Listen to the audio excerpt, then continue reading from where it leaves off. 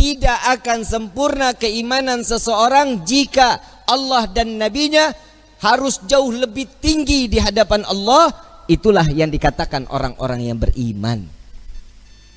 Sayyidina Umar bin Khattab, ada yang kenal Sayyidina Umar?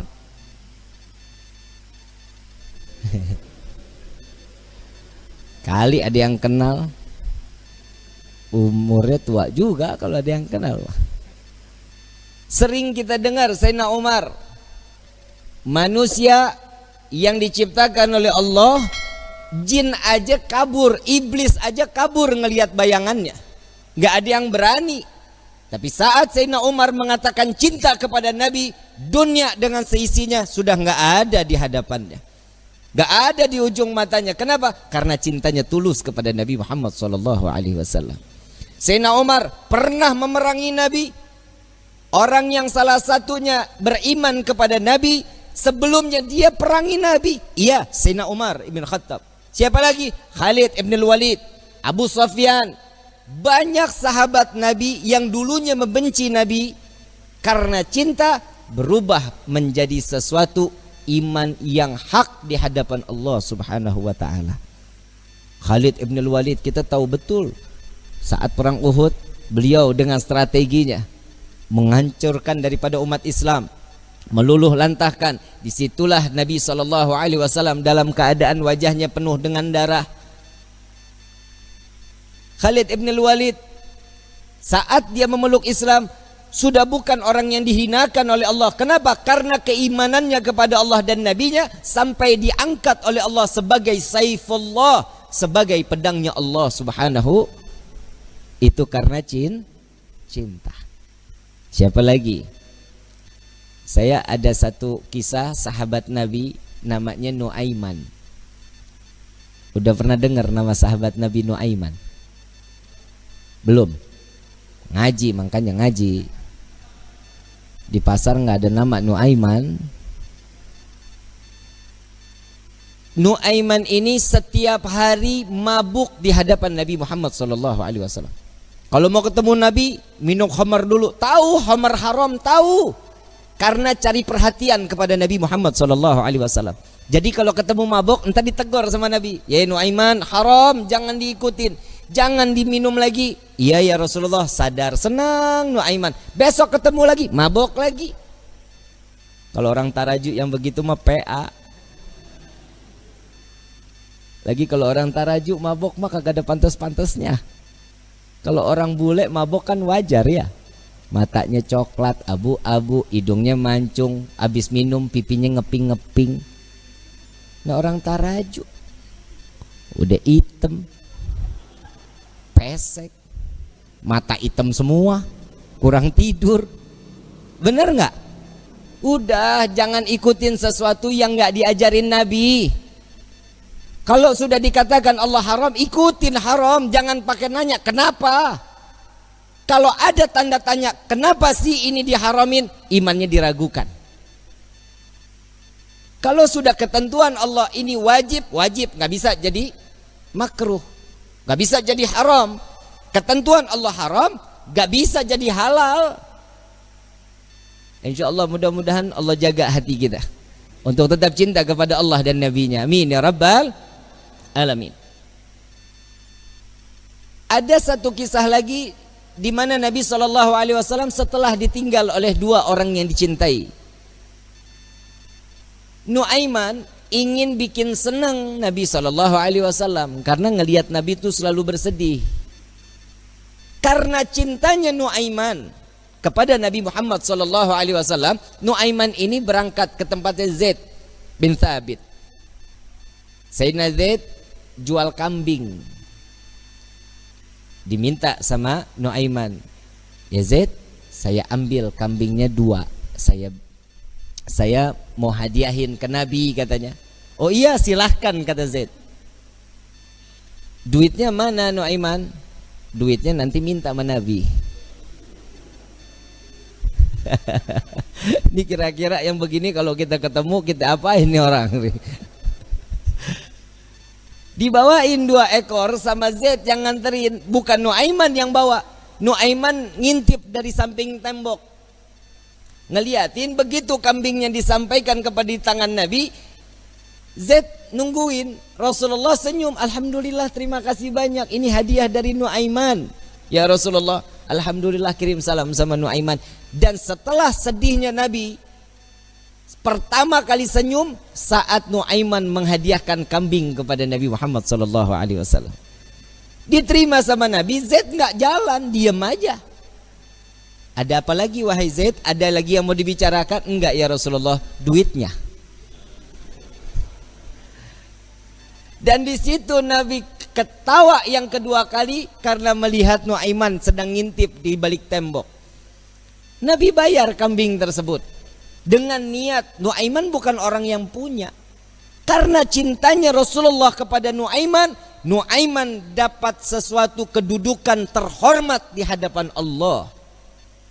Tukang mabok bikin kesel Nabi, tapi Nabi kalau nggak ada Nuaiman nggak mau ngajar.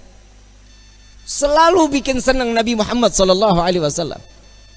Satu waktu saat setelah Nuaiman wafat, Rasulullah yang mandiin, Rasulullah yang kafanin, Rasulullah yang masuk ke liang lahat.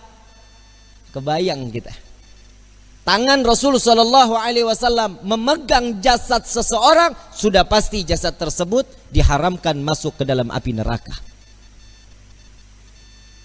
Sedih Nabi SAW kehilangan sahabat yang selalu membuat gembira Nabi Muhammad SAW. Setelah dikubur, semua masyarakat pulang. Rasul SAW mengatakan, wahai sahabat, silahkan kalian pulang. Aku ingin menyaksikan saat Nuaiman ditanyakan oleh para malaikatnya Allah. Aku khawatir Nuaiman tidak dapat menjawab. Ditungguin sama Nabi Muhammad SAW. Ini mukjizatnya Nabi. Nabi dapat mendengar mungkar nangkir saat dimana dia membicarakan, mempertanyakan kepada ahli kubur. Datang malaikat mungkar nakir. Assalamualaikum ya ahlal jannah. Ya Allah, mudah-mudahan kita semua di alam kubur dapatkan pertanyaan begini nih dari malaikat. Salam kepadamu wahai penghuni syurga. La ilaha illallah. Allahumma ja'alna minhum. Amin ya rabbal. Man rabbuka? Allahu rabbi, kata Nuaiman. Wa man nabiyuka? Coba ulang pertanyaannya, kata Nuaiman. Wa man nabiyuka? Tunggu, kayaknya saya salah dengar. Wa man nabiyuka? Jangan kencang-kencang, orangnya masih di atas tuh, katanya. Di situ Nabi masih tertawa. Nuaiman walaupun ada di dalam liang lahat masih membuat senyum baginda Nabi Muhammad sallallahu alaihi wasallam. Apa yang membuat seperti ini? Cinta. Kalau sudah mendapatkan cintanya seseorang yang kita inginkan, pasti hidup kita bahagia. Bagaimana kita mendapatkan gapainya cinta Nabi Muhammad sallallahu alaihi wasallam? Orang yang bersolawat, insya Allah keluar dari sini, pulang dari sini, berkah hidupnya. Dosanya diampuni oleh Allah. Kedudukan diangkat oleh Allah. Satu solawat 10 derajat Allah angkat di hadapan Allah. Jadi nggak ada yang rugi. Kalian duduk lama-lama di tempat ini, sama-sama bersolawat. Apa sih manfaat solawat? Nabi SAW saat Isra wal Mi'raj sedang di Buraq, Nabi melihat ada satu malaikat, tangannya, jarinya jutaan, tangannya ribuan. Ditanya sama malaikat Jibril, Rasulullah nanya kepada malaikat Jibril, ya Jibril, ini siapa? Ini malaikatnya Allah ya Rasulullah. Apa tugasnya? Tugasnya dia menghitung butiran air hujan dari zaman Nabi Adam sampai akhir zaman. Tidak ada satupun yang luput dari hitungannya. Enggak ada ya Rasulullah. Semua terhitung. Yang netes di laut, yang netes di tanah, yang netes dimanapun, semua terhitung oleh malaikat tersebut. Lalu didatangi oleh Nabi SAW. Wahai malaikat Allah, begitu sempurna Allah ciptakan engkau. Ya Rasulullah, tugasmu begitu mulia menghitung butiran air hujan. Betul ya Rasulullah. Adakah satu yang pernah terlewat dari hitunganmu? nunduk malaikat ini. Ya Rasulullah, ada yang aku tidak dapat menghitung setiap apa yang telah diberikan oleh Allah. Apa wahai malaikat Allah? Tatkala umatmu bersolawat kepadamu, maka dengan rahmat dan keberkahan yang Allah turunkan ke orang-orang tersebut, aku tidak dapat menghitung dari butiran berapa rahmat dan keberkahan yang datang Allah berikan kepada orang-orang tersebut. Sallu ala Nabi Muhammad.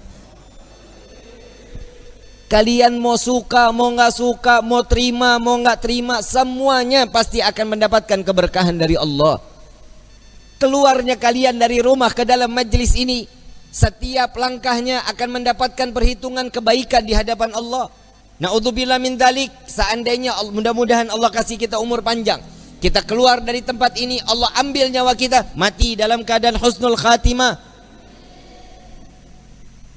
Dan beberapa saat yang lalu banyak orang-orang yang dikiranya kita umur panjang, masih muda, sekarang telah meninggal dunia ngelewatin kita. Betul? Karena ada satu wabah COVID-19. Tapi ingat, kematian itu bukan karena corona. Kematian itu sudah maktub yang telah diberikan oleh Allah. Setiap manusia, kullu nafsin dha'iqatul, setiap yang bernyawa pasti akan mati. Apa meninggal yang betul? Mati apa meninggal? Meninggal. Meninggal. Benar meninggal. Inna salati wa nusuki wa mama mati. Nggak ada wa meninggali. Betul? Udah sama aja udah ya. Mau meninggal mau mati, pokoknya intinya is dead. Paeh. Betul ya? Ujian yang Allah berikan kepada kita berupa corona, inilah dimana Allah akan tingkatkan keimanan seseorang. Imannya tersebut naik atau turun. Nah ini tergantung nih. Ini kan musibah. Ada di perorangan mendapatkan itu berupa ujian atau itu berupa azab. Bib, siapa yang mendapatkan azab? Mereka yang tidak dekat dengan Allah, mereka yang jauh dari Allah, mereka yang tidak beribadah kepada Allah. Ini adalah salah satu contoh azab baru di dunia. Rezeki seret, benar. Kerja di PHK, betul. Coba lihat orang-orang yang mendapatkan ujian berupa ini, ujian dari Allah, ini paling senang. Kenapa? Tatkala dia dekat dengan Allah, orang yang mendapatkan ujian pasti ada kelas di mata Allah. Kalau dia ada kelas di mata Allah, berarti akan ada kenaikan derajat di sisi Allah. Nah, tinggal diri kita nih. Diri kita dapatnya nih berupa ujian atau azab buat diri kita nih. Ini tergantung dari diri kita. Nggak usah dijawab, Bib saya dapat azab, Bib saya dapat ujian. Bukan. Tapi ayo introspeksi diri. Sampai di mana ketaatan kita kepada Allah. Coba sekarang, dari kemarin-kemarin sholat Jumat libur. Betul ya? Tapi di sini nggak libur. Jalan terus. Nggak ada corona. Alhamdulillah, ada orang juga yang nyaut, Bib, giliran saya mau sholat, masjid ditutup. Lah, lu dari kemarin kemana aja? Jika ada satu musibah datang ke satu negeri, jika ini menjadi satu mudarat, maka diperbolehkan. Sholat Jumat di rumah 4-2 orang terserah, gak apa-apa. Ini diperbolehkan. Tapi jangan coba-coba. Kalau seandainya ini cuman hanya penipuan atau ini sebuah satu kezaliman, maka yang tanggung itu bukan diri kita. Yang nanggung siapa? Urusan mereka yang memberikan satu kebijakan. Jadi kita sami'na wa ata'na aja, ikutin aja bagaimana kisarannya Allah udah memberikan seperti ini. Dari manusia-manusia yang sekiranya dia lalai kepada Allah, membuat kita nggak bisa ibadah kepada Allah, urusan dia dosanya kepada Allah. Kita tinggal ikutin aja. Tapi mudah-mudahan semua kita dipanjangkan umur oleh Allah Subhanahu wa taala. Mudah-mudahan wabah corona diangkat oleh Allah. Jika wabah corona ini adalah pasukan Allah yang Allah turunkan ke dunia untuk menyadarkan setiap hambanya, maka insya Allah ya Allah selesaikan semua tugas-tugas mereka. Amin ya rabbal alamin. Ini mau diterusin nggak? Terus nih. Sampai jam berapa kita nih? Hah? Saya kalau udah ngomong nggak mau berhenti loh. Bisa ketemu subuh loh kita loh, mau? Mau? Sampai jam 4 setuju? Gua mah enggak.